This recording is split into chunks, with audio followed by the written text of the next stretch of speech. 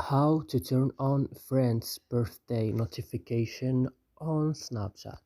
Hello guys, today we show you how to do this. Just watch the video until the end. You go first and you open Snapchat. Then when Snapchat is opening, you go here and click on this icon, profile icon. Then go to settings and click. After this, you go to notification and click. Then you go down, you will find here friend's birthday. You will turn on this option by clicking here like this, and it will work with you. And that's it guys, I hope this video is helpful for you. Don't forget to like and subscribe in our channel, and see you next videos.